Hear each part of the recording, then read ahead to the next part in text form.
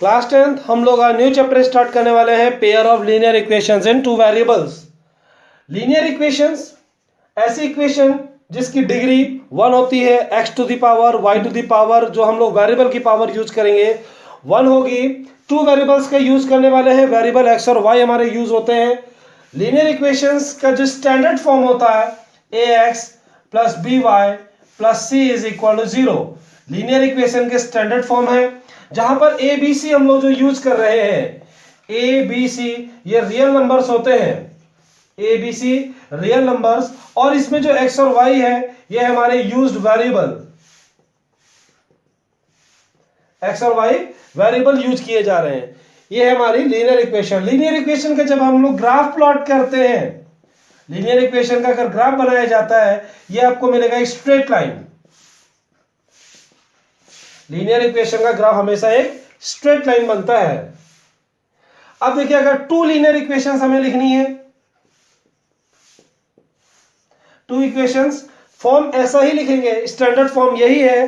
Two equation को represent किया जाता है a1x plus b1y plus c1 is equal to 0 and second equation a2x plus b2y plus c2 is equal to 0।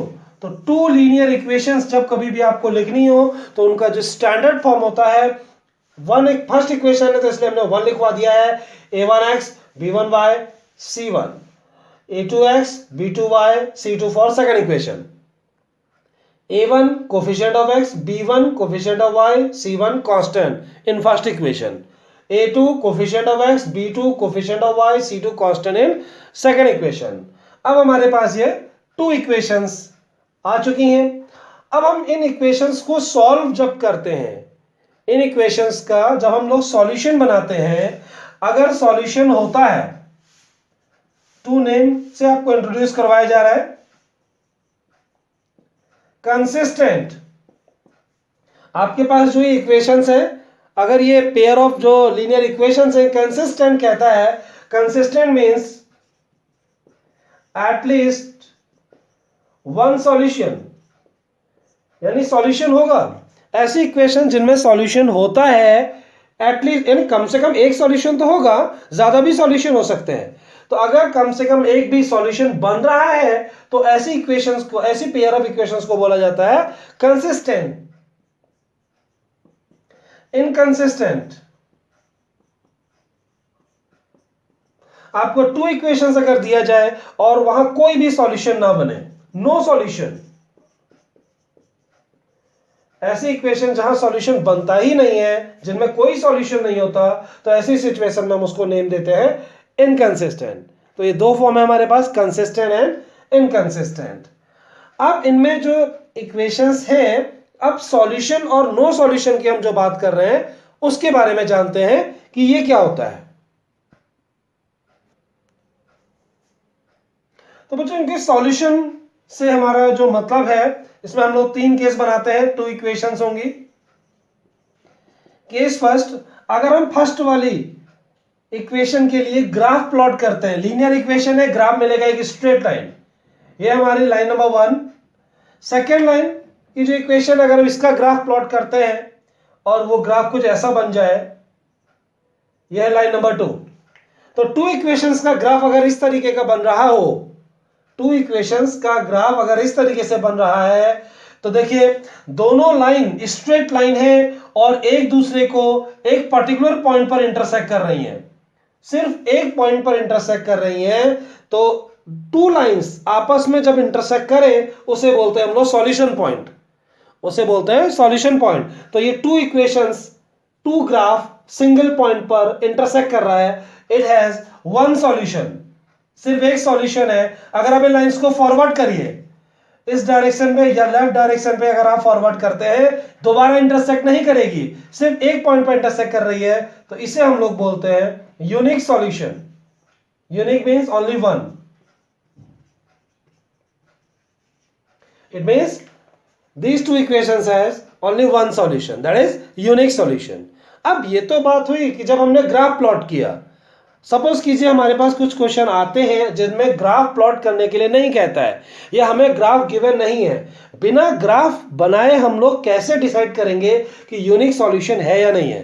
Yes, कर सकते हैं। हम लोग सिर्फ इक्वेशन देख करके बता सकते हैं कि यूनिक सॉल्यूशन है या नहीं। अब देखिए, यूनिक सॉल्यूशन अगर कोई इक्वेशन होने वाली होगी तो a1 upon a2 is not equal to b1 upon b2. This is the condition for unique solution. a1 coefficient of x in first equation, a2 coefficient of x in second equation.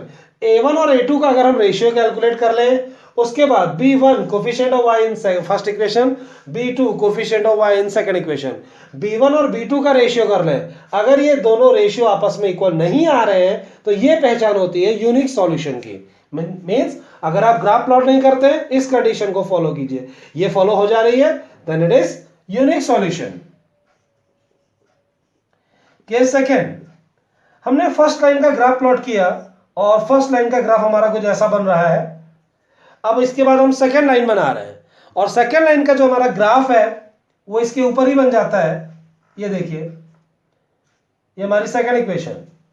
अभी आपको बोला गया था जो solution point होते हैं, two equations जहां पर इंटरसेक्ट करती है उसे हम लोग सॉल्यूशन पॉइंट बोलते हैं। Last time only one point पर इंटरसेक्ट कर रही थी तो हमने बोला था यूनिक सॉल्यूशन। लेकिन बच्चों इस केस में देखिए दोनों इक्वेशंस कहां इंटरसेक्ट कर रही हैं? इंटरसेक्टिंग पॉइंट, ये हर एक पॉइंट इनका इंटरसेक्टिंग पॉइंट है, ये हर एक पॉइंट पर दोनों एक दूसरे को टच कर रही हैं, तो आप इसे काउंट नहीं कर सकते। अगर आप काउंट करते इसे तो और फॉरवर्ड किया जा सकता है, ये इनफाइनाइट तक लाइन आगे बढ़ती रहेगी तो उसी के ऊपर इक्वेशन नंबर 2 की लाइन भी बढ़ती रहेगी।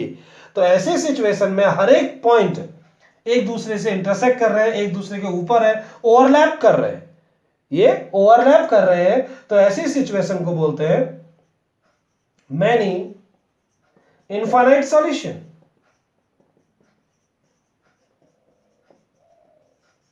Is that clear? तो सॉल्यूशन का मतलब जहां पर लाइन इंटरसेक्ट करे, तो यहां पर तो एवरी पॉइंट पर इंटरसेक्ट कर रही है, तो इनफाइनाइट सॉल्यूशंस बनेंगे। अब फिर वही वाली बात कि आप बिना ग्राफ के, अगर मान लीजिए ग्राफ आपको नहीं दिया जा रहा है, बिना ग्राफ के आप कैसे डिसाइड करेंगे कि इनफाइनाइट मैनी सॉल्यूशन है कि नहीं है?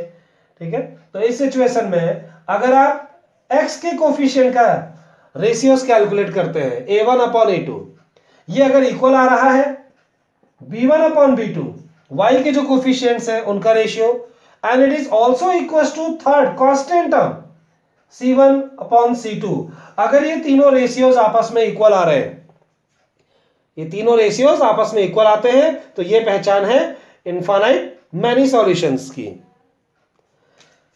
केस थर्ड, फर्स्ट लाइन का ग्राफ हमने बनाया, कुछ ऐसा बन के आ रहा है, सेकेंड लाइन का हमने ग्राफ प्लॉट किया और कुछ ऐसा आ रहा है। दोनों लाइन यहां पर पैरेलल हो चुकी हैं। अगर ग्राफ में हमें पता चल रहा है कि both lines are parallel to each other, intersecting point जहां होता है, जहां दो लाइन एक दूसरे को इंटरसेक्ट करती हैं, उसे बोलते हैं हम लोग सॉल्यूशन पॉइंट।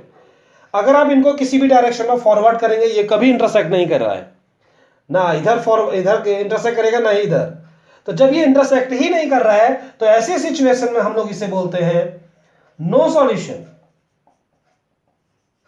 क्योंकि एक दूसरे को इंटरसेक्ट नहीं करता है, और इंटरसेक्ट करने को ही हम लोग सॉल्यूशन पॉइंट बोलते हैं। अब बिना ग्राफ के अगर आप कंडीशन पता करना चाह रहे हैं, बिना ग्राफ के, तो x का जो x के कोफिशिएंट का रेशियो, a1 और a2 का ratio, it is equal to b1 upon b2, y के कोफिशिएंट के रेशियो के बराबर है, but it is not equal to c1 upon c2। ये कंडीशन आपकी नो सॉल्यूशंस की है। अब इनमें अगर एक एक एग्जांपल हम लोग देख लेते हैं तो आपको क्लियर हो जाएगा। फर्स्ट इक्वेशन देखिए, अगर मैं एग्जांपल दे रहा हूं 2x plus 3y plus 5 is equal to 0, x minus y plus 2 is equal to 0। अब यहां पर टू इक्वेशंस मैंने लिखी हुई हैं। अब आपको बिना ग्राफ बनाए पता करना है ये यूनिक सॉल्यूशन है कि इनफाइनाइट मैनी सॉल्यूशन है या नो सॉल्यूशन है। अब आप यहां पर इनके x के y के कोफिशिएंट से आइडिया ले सकते हैं। x का कोफिशिएंट दिस इज a1 और यहां a2, तो a1 upon a2 is 2 upon 1, और जबकि इस वाले क्वेश्चन में B1 यहाँ है, B2 यहाँ है, B1 3 एंड B2 इज -1। तो देखिए दोनों रेशियो एक दूसरे के इक्वल नहीं आ रहे हैं, ठीक है, both ratios are not equal to each other. तो इस सिचुएशन में ये जो लाइन अगर आप ड्रॉ करेंगे ग्राफ में तो आपको ये देगा यूनिक सॉल्यूशन। इस केस में देखिए अगर हमारे पास कुछ इक्वेशन ऐसी है, x - 2y + 3 is equal to 0, 2x - 4y + 6 is equal to 0। इसके बारे में विदाउट ग्राफ आपको अगर डिसीजन लेना है कि ये केस यूनिक सॉल्यूशन का केस है कि इनफाइनाइट मैनी या नो सॉल्यूशन। अब इस केस में भी a1/a2 x के कोफिशिएंट का रेशियो निकाल लीजिए। a1 है 1 और a2 की वैल्यू 2। b1/b2 b1 की वैल्यू -2 और b2 की वैल्यू -4।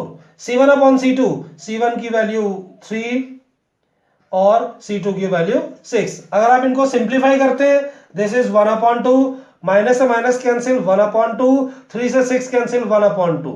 तो देखिए तीनों के तीनों रेशियोज आपस में अगर इक्वल आ रहे हैं, तीनों इक्वल आ जा रहे हैं, तो a1/a2 equal b1/b2 equal c1/c2 condition ये होल्ड कर रहा है।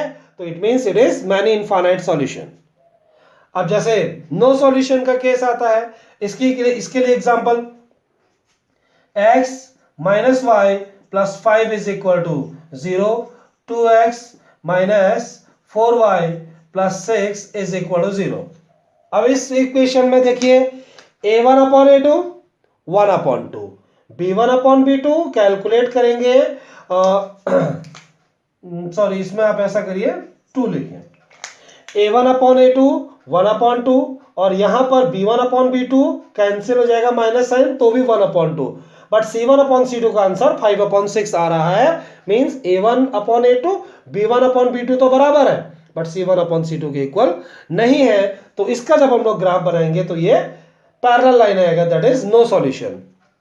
आपको मैंने दो नेम बताए थे, consistent and inconsistent. Unique solution only one solution, many infinite solution बहुत सारे सॉल्यूशन है। इन दोनों को कंबाइन करके हम बोलते हैं कंसिस्टेंट। कंसिस्टेंट का मतलब सॉल्यूशन पॉइंट है, जबकि इसमें देखिए नो सॉल्यूशन, सॉल्यूशन ही नहीं है, तो इसे हम बोलते हैं इनकंसिस्टेंट।